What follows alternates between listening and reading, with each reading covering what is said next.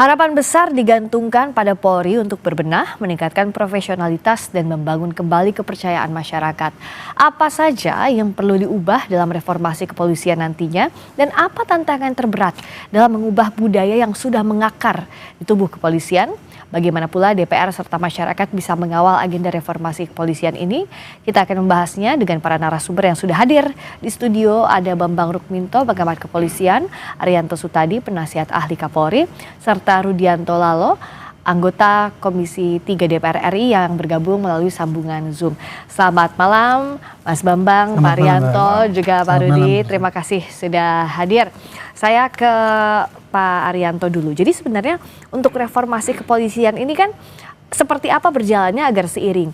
Tadi ada penasihat khusus Presiden, salah satunya bidang kepolisian Pak Ahmad Doviri, tapi di sisi lain dibentuk juga komite reformasi kepolisian. Bagi saya itu melihatnya sebagai keseriusan Bapak Presiden ya, ingin betul-betul memperbaiki polisi yang sekarang ini. Nah, polisi reformasi itu istilahnya kan sekarang perubahan total ya, perubahan besar-besaran gitu ya. Reformasi. Padahal polisi itu ya sejak dulu dipisahkan tahun 2002 itu ya. Sejak ada undang-undang kepolisian itu dipisahkan dari TNI dari ABRI ya. Itu sudah direformasi dari militeristik menjadi polisi yang sivil ya. Gitu. Sudah melakukan reformasi di bidang kultural, instrumental, struktural dan kultural selama 20 tahun ini. Bahkan melalui grand strategi yang dulu grand strategi pertama kali itu ada 3 ya. Jadi trust building, terus partnership sampai strike for excellence gitu. Sekarang ditambah lagi sampai grand strategi sampai tahun 2045. Tapi dalam perjalanannya kalau menurut pengamatan saya sebagai saya yang jadi polisi selama 50 tahun ini dan di lingkungan Kapolri, itu untuk instrumental dan struktural tidak banyak masalah sebetulnya. Karena perkembangan polisi itu sekarang sudah hampir ya mengimbangi perkembangan lah gitu. Walaupun belum sampai ya, sekarang baru separuh. Artinya itu personilnya, peralatannya, terus organisasinya kan besar ya itu sesuai dengan tantangan yang dihadapi. Nah, kemudian instrumentalnya juga tidak masalah, tetapi di bidang kultural itu yang banyak dikatakan bahwa itu belum berhasil. Indikatornya bahwa di bidang kultural itu ya, sampai sekarang seakan-akan polisi kan dianggap kok masih cenderung pada kekerasan. Kemudian penegakan hukum yang tidak akuntabel, pelayanan yang buruk, kemudian pelayanan masyarakat yang ini dan sebagainya. Jadi itu kan yang dikeluhkan ya. Makanya itu kemarin ketika kita rapat di Mabes Polri sana, ini kan ada isu akan dibikin komisi gitu ya. Nah, kalau oke lah, polisi sekarang gini, sambil menunggu komisi itu berjalan dibentuk, polisi harus bebenah ini mana yang dianggap kurang gitu. Tuntutan itu kan ada 9 yang kemarin yang dikatakan ada 9. Nah itu langsung dibalas dengan sekarang istilahnya pakai quick win. Quick win ya. Quick win itu juga dari dalam internal kepolisian dulu sebelum dibentuk komite. Itu yang dikatakan polisi selama menunggu komite ini. Nah, quick win itu pada faktor-faktor yang sangat nendang lah untuk perbaikan polisi. Apa misalnya salah satunya? Yang nomor 1 adalah perbaikan sikap perilaku hedonis. Hedonis koruptif itu diberantas, nomor 1. Yang kedua, sikap yang arogan, tidak profesional. Itu juga yang nomor 2, sasaran nomor 2. Nomor 3 adalah kecepatan respon polisi kepada masyarakat kalau butuh bantuan. Aduan, layanan masyarakat. Misalkan ada rampok dia cepat gitulah. Termasuk responsif. Ya? Kemudian pelayanan masyarakat yang selama ini LP kan no viral no justice. Nah itu harusnya diberantas. Harusnya ada no viral no justice gitu. Ya harus langsung Terus kemudian pelayanan yang sangat buruk tadi dibilang ya. Nanti targetnya adalah pelayanan yang betul-betul bersih dari korupsi, cepat dan tuntas. Kurang lebih itu. Jadi kira-kira ada 7 poin itu yang untuk diperbaiki, diharapkan dalam waktu singkat akan terjadi perubahan dan kelihatan oleh masyarakat. Nah, kalau Mas Bambang lihatnya biar quick win-nya itu berjalan dengan baik? Ya, problem yang disampaikan Pak Arianto tadi itu yang diharapkan masyarakat. Upaya untuk membangun sesuai dengan harapan masyarakat itu sudah dilakukan lama memang sejak reformasi 99 ya ketika pemisahan TNI Polri. Tapi udah 2 dekade berlalu ini ya. 2 dekade berlalu, terus kemudian isu-isu yang terkait problem di kepolisian kan masih marak. Ya. Apalagi setahun terakhir misalnya muncul ada sorotan masyarakat terkait dengan Partai Coklat misalnya seperti itu. Artinya kan kalau saya melihat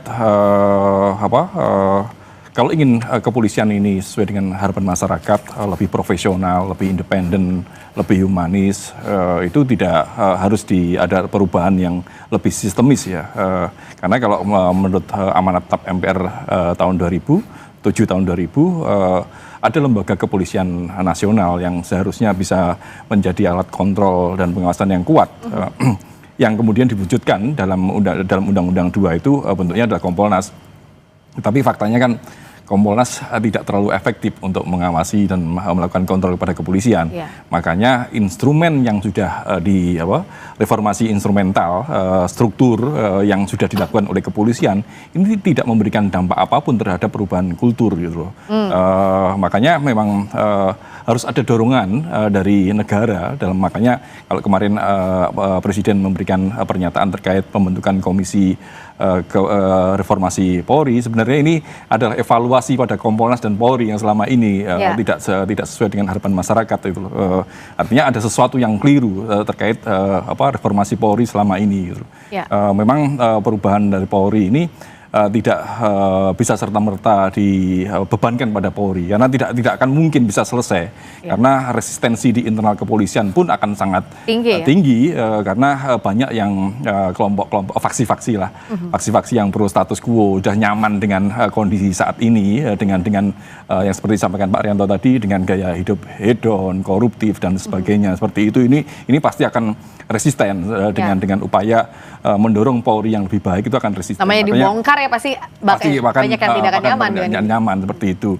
Tapi tim reformasi ini tidak cukup hanya membongkar faksi-faksi ini saja, tetapi harus lebih sistemis. Gitu. Banyak hal yang harus dibenahi secara sistem. Tadi kaitannya dengan pengawasan kontrol dan pengawasan eksternal ini harus diperkuat gitu loh karena yang terkait dengan upaya whistleblower dari internal kepolisian misalnya seperti itu kan ini sangat sulit sekali mereka yang mereka yang progresif berupaya untuk membuka membongkar aib kawannya ini tentu akan ditekan itu. Iya betul karena masih terjebak dalam sistem tadi makanya butuh reformasi sistemis ya. Nah untuk reformasi sistemis apa yang bisa dilakukan DPR dalam hal ini Bang Rudi? Tadi kan sudah disampaikan kalau dari Pak Rianto ada quick win yang bisa dilakukan. Tapi catatan juga dari Mas Bambang bahwa reformasi secara struktural dan instrumental sudah ada, tapi secara kultural pun masih jadi catatan seperti juga yang disampaikan Pak Arianto. Bagaimana Pak Rudi? Ya, pertama saya berharap diskusi kita malam ini didengar oleh Istana Negara supaya saya mengusulkan Bambang Rukminto ini dan Profesor penasihat Polri Pak Aryadi ini masuk tim reformasi Polri, Arianto masuk tim reformasi Polri ya. Karena ide-ide gagasannya dan itu yang menjadi problem hari ini saya kira yang jadi problem hanya satu soal kultural ya yang terjadi di institusi kepolisian kita yang masih banyak oknum-oknum ini menganggap menjadi anggota Polri itu kita jadi penguasa kira-kira gitu. Padahal sebenarnya esensinya Polri itu adalah ras swakotama, dia adalah abdi negara, pelayan bangsa. Sehingga mindset ini, kultur ini yang harus dirubah memang. Tentu kalau mau merubah kultur ya bicara pendidikan ya, mungkin kurikulum dalam pendidikan Polri itu sendiri ya, apakah bagaimana etika pelayanan publiknya, bagaimana pendidikan karakternya, saya kira itu poin utama sebenarnya karena hari ini masih banyak polisi baik saya kira, masih banyak polisi baik dan ada oknum-oknum yang itulah ketika lembaga kurang dipercaya masyarakat maka ketika ada oknum yang melakukan pelanggaran istilahnya inilah setitik rusak susu semelanga kira-kira begitu. Padahal 20 tahun lebih 2 dekade Polri ini terus berbenah bagaimana kemudian terus responsif terhadap aspirasi masukan dari masyarakat. Memang tentu ke depan banyak tantangan saya kira dan kita berharap apa yang diambil langkah Presiden ini melalui tim reformasi Polri termasuk pengangkatan Ahmad Upiri sebagai penasihat khusus Kamtibmas dan Reformasi Polri, mudah-mudahan bisa duduk bersama, termasuk Kompolnas itu sendiri selaku pengawas eksternal, itu betul-betul bisa berbenah apa yang perlu diawasi gitu. Kami pun selaku mitra Polri ini melihat Polri ini jauh lebih baik ke depan gitu. Jujur kami di Komisi 3 paling banyak rapat, dengar pendapat, mendengarkan aduan, laporan masyarakat itu dengan Polri, karena masih banyak oknum-oknum, apakah itu di daerah dan sebagainya, yang masih melakukan praktek-praktek abuse of power misalkan, penyalahgunaan kekuasaan misalkan. Inilah yang sebenarnya disorot oleh masyarakat. Padahal esensi Polri ini adalah pelindung, pelayan, pengayom masyarakat. Nah, kalau kemudian langkah-langkah Polri hari ini di luar dari tugas utama Polri, maka itu yang menurut saya mendegradasi institusi Polri itu sendiri. Tapi saya melihat kemitraan Polri dengan DPR memang kita saling sinergi, kolaborasi, dan saling mengawasi tentunya. Mengingatkan selalu hal-hal yang perlu kita perbaiki. Karena teman yang baik ketika bicara reformasi tentu kita setuju itu, karena muaranya adalah perbaikan kinerja institusi, bukan hanya Polri. Saya kira seluruh instansi atau institusi negeri ini yang perlu direformasi. Nah, saya kira itu. Bagaimana untuk memasukkan peran-peran orang yang saat ini sudah disebutkan ditunjuk masuk tim reformasi Polri? Ada Pak Ahmad Doviri, meskipun dikatakan oleh Mensesnek ini posisinya beda dengan komite ya, tapi juga ada nama Prof Mahfud di sana, juga pihak eksternal lain. Gimana nanti posisinya, Pak Arianto? Kalau saya segini ya, kita mereformasi polisi ini kan sekarang yang diperbaiki yang buruk-buruk, ya kan? Nah, kalau untuk memperbaiki sesuatu yang buruk itu harus dicari ahlinya. Ya. Harus pihak yang betul-betul berintegritas tinggi, ya. Sosok yang berintegritas tinggi, dan beliau punya pengalaman mengenai bagaimana melihat keburukan polisi dan bagaimana cara memperbaiki polisi itu. Jadi kalau suruh menunjuk itu, jadi harusnya itu yang dipilih ya. Karena apa? Kita jangan cuma retorika, wah ini dipilih tokoh-tokoh yang begini pasti polisi akan baik. Sekarang yang terlihat kan yang buruk oleh polisi itu kan di sisi kultural itu saja tadi. Iya. Merubah mindset ya gitu. Tadi saya lupa tadi ya. Ada dua Mbak yang penting sekali. Iya. Ini dalam kegwen ini kita menggalakkan whistleblower. Nah, itu tadi untuk jaminan bahwa itu supaya diinikan. Jadi yang mengawasi ini besok itu kesungguhan polisi untuk merubah itu pakai whistleblower, yaitu caranya apa? Memfasilitasi dan melindungi itu. Nah, dan kedua, pengawasan melekat. Selama ini ya kelemahan polisi yang di lapangan itu adalah pengawasan melekat. Karena apa? Itu tadi yang katanya kalau kesalahan dilindungi kan. Nah, harusnya itu dirubah. Jadi pengawasan melekat itu adalah pengawasan langsung pada pimpinannya. Jadi nanti kalau ada kesalahan yang kultur di bawah itu, yang kena pimpinannya juga. Yang kena itu, dan ada fakta integritas. Bisa 2 atau 3 tingkat ke atas. Dan fakta integritas gini, saya setiap ditunjuk dari Kapolsek, saya harus menjamin dalam waktu 1 bulan ini saya pantang tidak ada anggota yang arogan, ada yang pungli dan sebagainya. Kalau sampai ada itu saya copot, ganti aja. Yang mengawasinya siapa? Masyarakat. Whistleblower itu kan masyarakat. Whistleblower itu dari luar berarti ya, itu masyarakat ya. Kemudian yang mengawasi outputnya itu ya dari masyarakat juga kan. Kalau ada dilaporkan ternyata Pak di bawah Anda itu masih ada kayak gitu kan, ya itu risikonya kepada pimpinan. Itu tadi yang pengawasan berlapis-lapis kan. Ya. Jadi kesungguhan daripada polisi untuk quick win ini betul-betul ditunjukkan pada 7 poin yang saya sampaikan tadi. Nah, pengawasan yang maksimal itu bagaimana Mas Bambang? Sejauh ini kan tadi sudah disebutkan juga ada Kompolnas, bahkan itu dibentuknya sesuai dengan undang-undang. Nah, pengawasan berlapis seperti apa lagi yang masih harus dibutuhkan? Tapi jawabnya usai jeda di Sapa Indonesia Malam. Terima kasih Anda masih bersama kami di Sapa Indonesia Malam. Menteri Koordinator Bidang Hukum, HAM, Imigrasi, dan Pemasyarakatan Yusril Iza Mahendra bilang Presiden Prabowo Subianto akan membentuk tim reformasi kepolisian dalam waktu dekat. Yusril bilang tim reformasi kepolisian masih disusun dan akan diumumkan melalui keputusan Presiden. Sementara Yusril juga menyebut bahwa reformasi kepolisian bukan berarti ganti Kapolri, karena pergantian Kapolri hak prerogatif Presiden. Tadi Pak Presiden juga mengatakan kepada saya bahwa akan membentuk tim reformasi kepolisian, itu mungkin dalam 2 minggu 3 minggu ke depan akan dibentuk timnya. Kalau tadi Pak Ahmad Doviri itu dilantik sebagai staf khusus Presiden, juga ikut menangani reformasi kepolisian. Tapi ya, bukan tim reformasi kepolisian yang akan dibentuk oleh Presiden tadi. Membaca reformasi kepolisian apakah harus sampai mengganti Kapolri? Oh enggak, mengganti Kapolri itu sudah diatur dalam undang-undang kepolisian. Presiden yang berwenang dan Presiden akan mengajukan nama calon Kapolri yang baru kepada DPR, dan nanti DPR akan menyetujui dan Presiden akan melantik siapa yang disetujui oleh DPR itu. Bisa saja Presiden mengajukan 1 nama atau 2 nama atau lebih.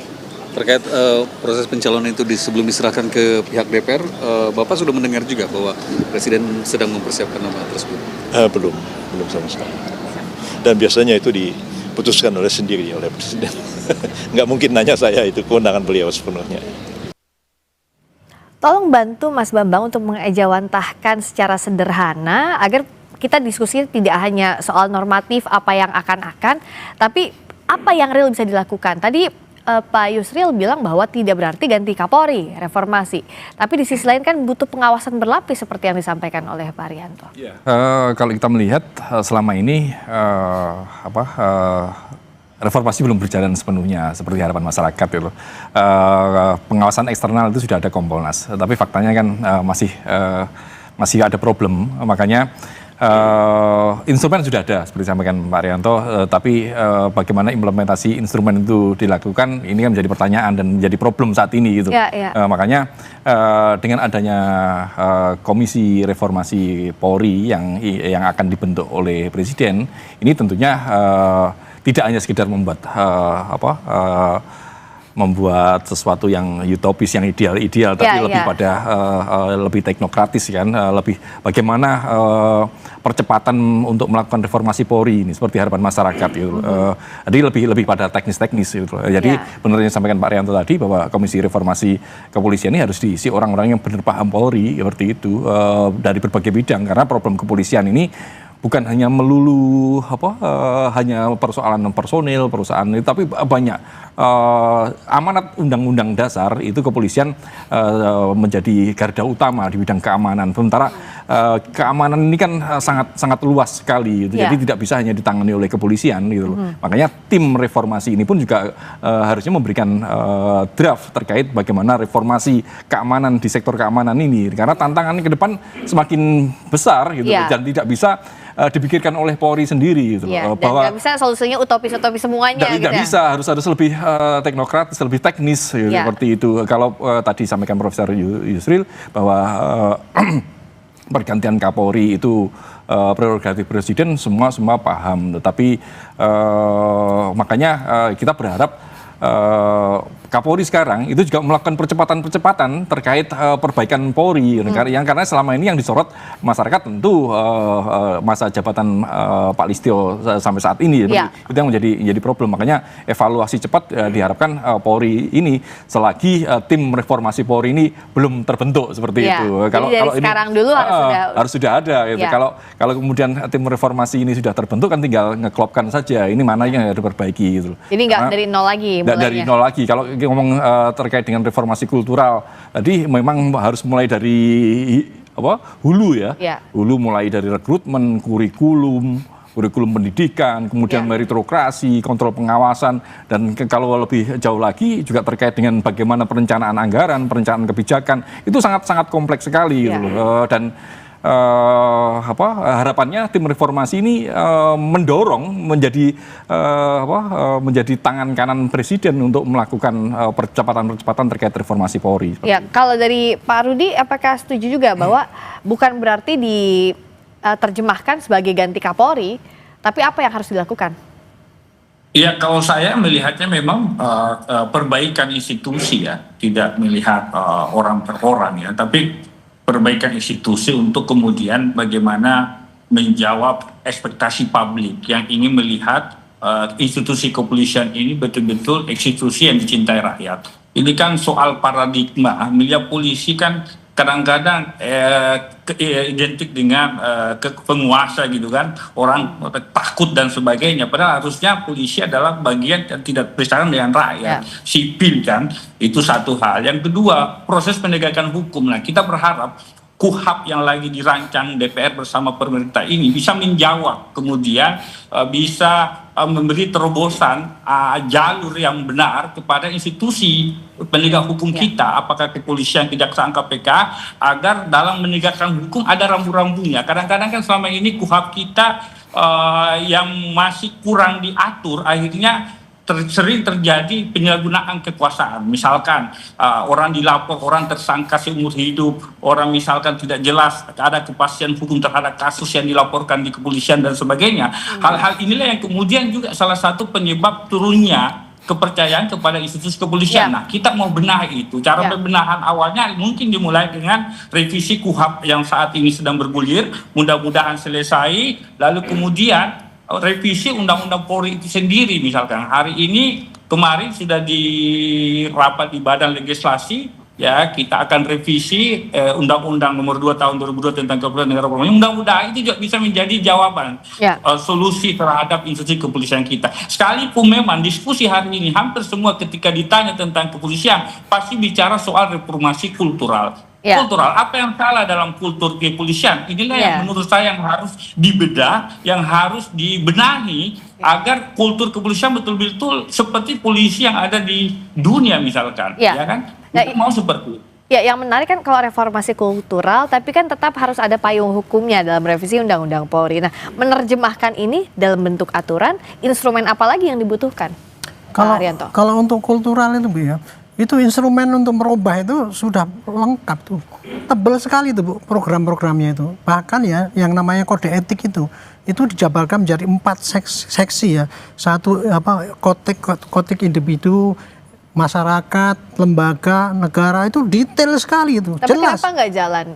Itulah masalahnya, karena pengawasan lemah itu tadi. Makanya tadi jawabannya adalah pengawasan melekat itu harus direformasi, dirubah total. Jadi tadinya ya kalau seandainya ada orang atasan membiarkan bawahannya itu kena gitu, jangan itu dianggap sebagai biasa, atasannya disikat juga. Komandannya juga harus bertanggung jawab itu, kalau perlu diganti. Biar itu ada tadi jaminan belonging ya. Jadi kalau ada yang dibawa salah ya sampai komandan juga kena. Kultural nggak jalan itu karena apa? Adanya pelanggaran tidak ditindak dengan tegas. Kenapa tidak ditindak dengan tegas? Karena selama ini pelanggaran yang dilakukan oleh bawahan itu mestinya diawasi oleh atasannya, tapi atasannya sendiri juga sudah busuk juga. Jadi kan nggak bisa bagus kan itu kan. Termasuk juga komandan setempat itu tidak care dengan apa yang dilakukan oleh bawahan. Dan selama ini tidak pernah ada. Oh sorry ya, saya gini.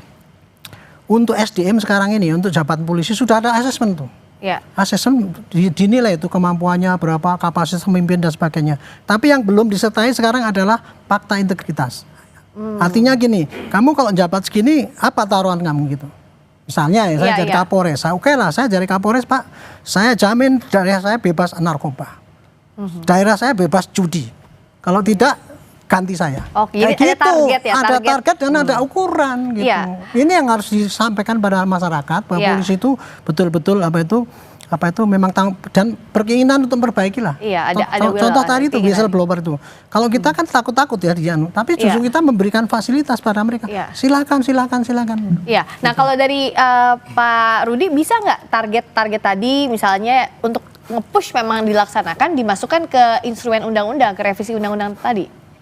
Ya, makanya dengan terbentuknya nanti keinginan Presiden membentuk tim reformasi Polri, lalu kemudian sudah ada penasihat khusus bidang Kamtimas reformasi Polri dan Kapolri, kalau ini duduk bersama merumuskan satu kebijakan untuk perbaikan internal Polri, ya itu yang kita sambut. Apakah nanti perbaikan regulasi, kita lihat nanti di revisi undang-undang Polri, apa yang kurang, apa yang harus ditambah, apa yang perlu dihilangkan misalkan. Yang pasti kita setuju bahwa muaranya adalah perbaikan kinerja institusi kepolisian. Kita mau polisi dipercaya rakyat, kita mau polisi hadir selalu bersama rakyat sehingga betul-betul mimpi kita polisi menjadi bagian terdepan dengan rakyat itu bisa terwujud. Kira-kira begitu. Kalau dari Mas Bambang? Ya, problem yang disampaikan Pak Rianto tadi adalah real ya.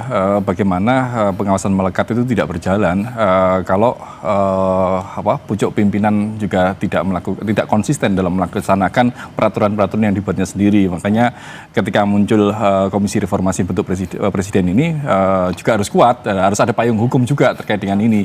Ya sementara ini revisi undang-undang masih masih berjalan, tentu peraturan Perpres atau keputusan Presiden itu cukup untuk menjadi naungan, karena bagaimanapun juga saat ini Kapolri di bawah Presiden seperti itu. Artinya ini juga harus bisa sinergi keduanya antara Kompolnas, Polri maupun tim reformasi ini. Kalau ingin perbaikan Polri ke depan, dan saya rasa goodwill Presiden melalui political will Presiden saat ini sudah sangat bagus sekali, dan semuanya harus mendorong bersama-sama, karena kalau tidak 20 tahun itu pendek gitu loh. Indonesia Mas itu 20 tahun lagi, dan Polri harus dipersiapkan. Jangan sampai momentum ini lewat lagi ya. Lewat lagi, dan karena kalau tidak ya sorotan masyarakat semakin gencar, apalagi kalau kita melihat bagaimana aksi-aksi unjuk rasa, apalagi kita melihat geopolitik, geostrategi dunia, bagaimana Nepal terjadi kemarin seperti itu kan, ini kita tidak berharap ke arah sana. Makanya harus ada saluran-saluran untuk aspirasi masyarakat terkait dengan perbaikan-perbaikan itu. Nanti di diskusi berikutnya kita akan bahas juga bagaimana progresnya ke depan, itu yang ditunggu. Jangan sampai seperti poco-poco ya, maju 1 langkah, mundurnya 2 langkah. Reformasi Polri secara real yang kita tunggu. Terima kasih Mas Bambang, terima kasih Pak Arianto, terima kasih juga Pak Rudi sudah terima kasih. Indonesia Malam. Terima kasih Prof. Terima kasih. Saya doakan beliau yang masuk nih. Amin. Amin, nanti kita tunggu. Jalannya udah beda nanti ya, di bawah statusnya sebagai anggota komite. Terima kasih.